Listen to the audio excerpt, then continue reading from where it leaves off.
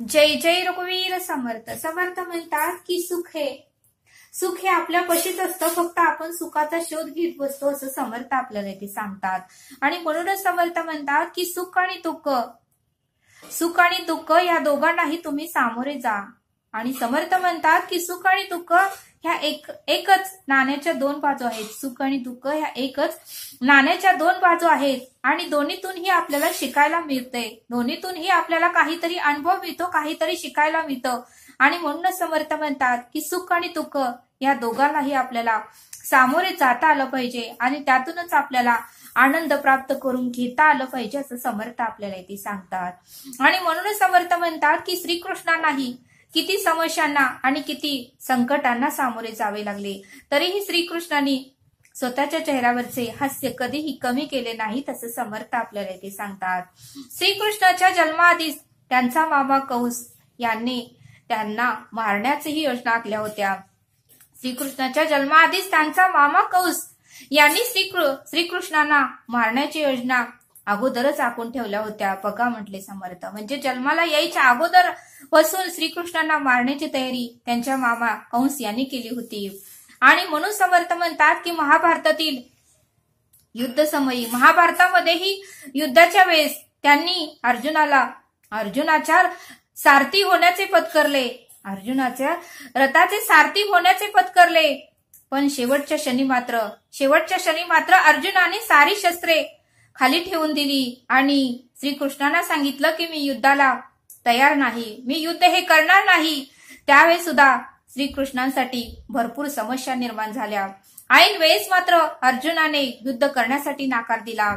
त्यावेळेस सुद्धा श्रीकृष्णांसाठी समस्याच निर्माण अर्जुनाने केल्या होत्या. आणि म्हणून समर्थ म्हणतात की श्रीकृष्णांना अनेक संकटांना, अनेक समस्यांना सामोरे जावं लागले. प्रत्यक्ष परब्रह्म असतानाही त्यांना अनेक दुःखांना, अनेक संकटांना, अनेक परिस्थितीला सामोरे जावे लागले. आणि म्हणून समर्थ म्हणतात की कुरुक्षेत्राच्या युद्धभूमीत प्रत्येक दिवस हा समस्या घेऊनच उगवायचा होता.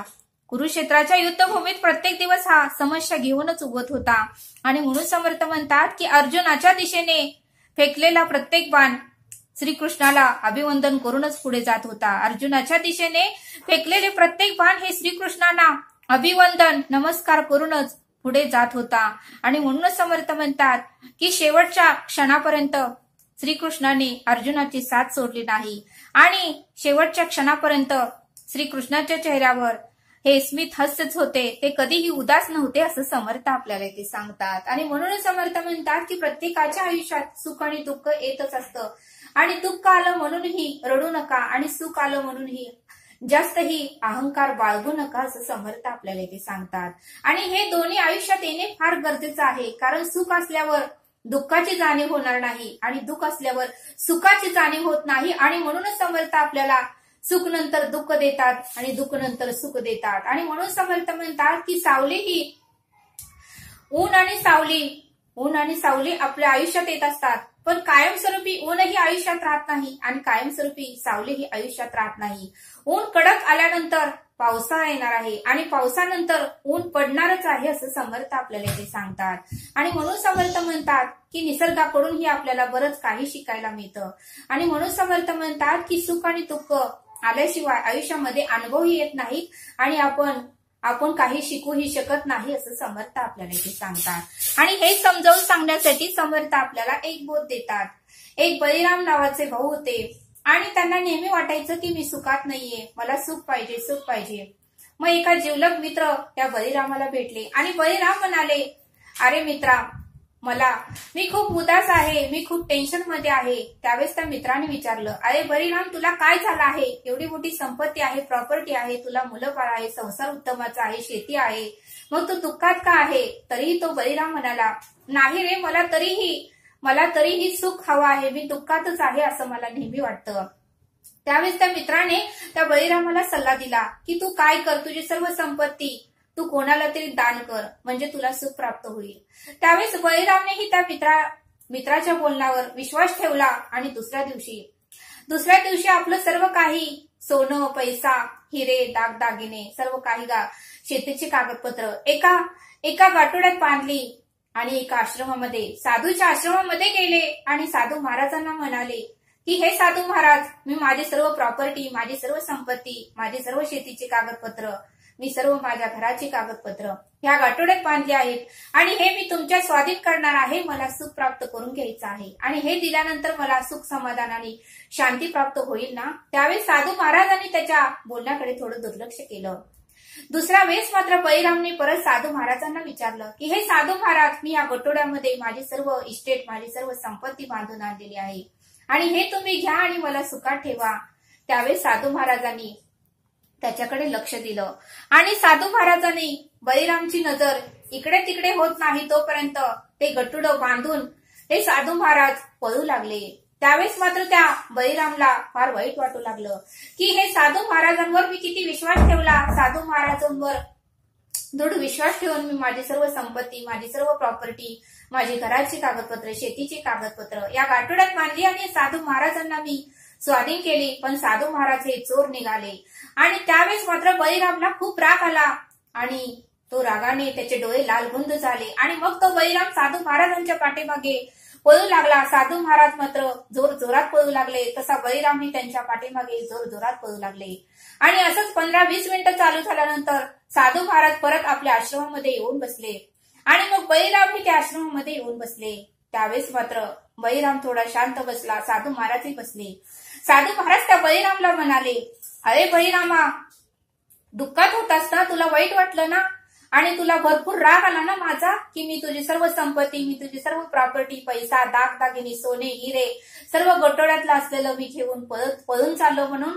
खरंच ना, तुझ्या डोळ्यात अश्रू त्यामुळेच यायला लागलेत ना. त्यावेळेस तो बळीराम रागाने साधू महाराजांना म्हणाला, हे साधू महाराज, तुम्ही चोर आहात आणि मी तुमच्यावर एवढा विश्वास ठेवला आणि तुम्ही माझी सर्व संपत्ती घेऊन पळू लागला, हे तुम्ही बरोबर केलं नाही. त्यावेळेस साधू महाराज म्हणाले, ही मी फक्त तुझी परीक्षा घेतली आणि सुख आणि दुःख म्हणजे काय याची जाणीव करून घेण्यासाठी मला असं हे वागावं लागलं. कृपया मला तू क्षमा कर, तुला त्याशिवाय कळणार नाही आणि म्हणूनच हे गाठोडं घेऊन मी पळायचं नाटक केलं आणि मला ह्याचा काहीही मोह नाही आणि मी सर्व ह्याच्यातून अलिप्त झालेलो आहे. आणि त्यावेळेस साधू महाराजांनी बळीरामला समजावून सांगितलं, बघ बळीराम, ज्यावेळेस तू हे सर्व काही संपत्ती, प्रॉपर्टी इथे घेऊन आलास, तुझ्या अगोदर ती प्रॉपर्टी होती, त्यावेळेस ही तू सुखात होतास. पण ज्यावेळेस तुला वाटलं की तरीही मला सुख प्राप्त होत नाही म्हणून तू सर्व प्रॉपर्टी, संपत्ती, घराची कागदपत्र, शेतीची कागदपत्र घेऊन माझ्याकडे घेऊन आलास आणि ज्यावेळेस मी हे गाठोडे घेऊन पळू लागलो त्यावेळेस मात्र तू दुःखी झालात ना. तुझ्या डोळ्यातून अश्रू येऊ लागले, तुला राग येऊ लागला, तू लाल बुंद झाला, तुझे डोळे लाल झाले. बघ म्हणले, म्हणजे अगोदर तो सुखातच होता पण तुला वाटत होतं की मी सुखात नाही. पण ज्यावेळेस ही प्रॉपर्टी, इस्टेट मी घेऊन पळालो त्यावेळेस मात्र तुला भरपूर दुःख झालं.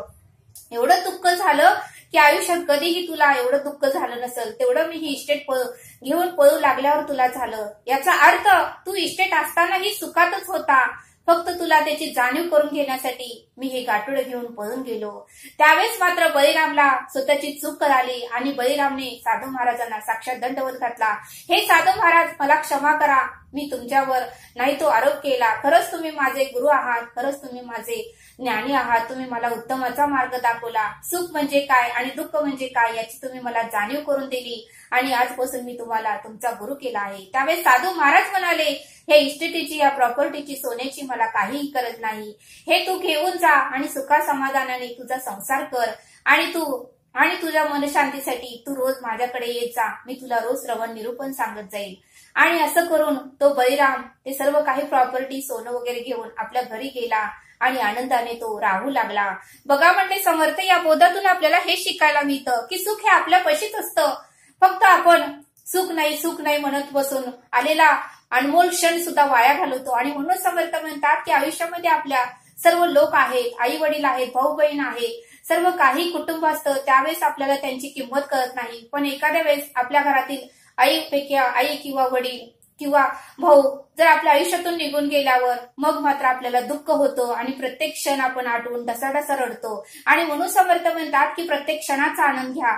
प्रत्येक क्षण आपल्यासाठी आनंदच असतो, प्रत्येक क्षण आपल्यासाठी अनमोल असतो. फक्त तो क्षण आपण घालवून बसतो आणि नंतर मात्र पश्चाताप करून आपण रडत बसतो. आणि म्हणून समर्थ म्हणतात की येणारा प्रत्येक क्षण हा आनंदाचाच असतो. आनंदाने घालवायचा की दुःखाने घालवायचा हे आपल्या हातात असतं. आणि म्हणून समर्थ म्हणतात की सुख आणि दुःख आल्याशिवाय ही आयुष्यातले अनुभव येत नाहीत. आणि म्हणूनच आयुष्यात सुख आणि दुःख येणे ही गरजेचं आहे असं समर्थांनी आपल्याला इथे समजावून सांगितलं. तरी आता आपण येथेच थांबू. धन्यवाद. जय सद्गुरू.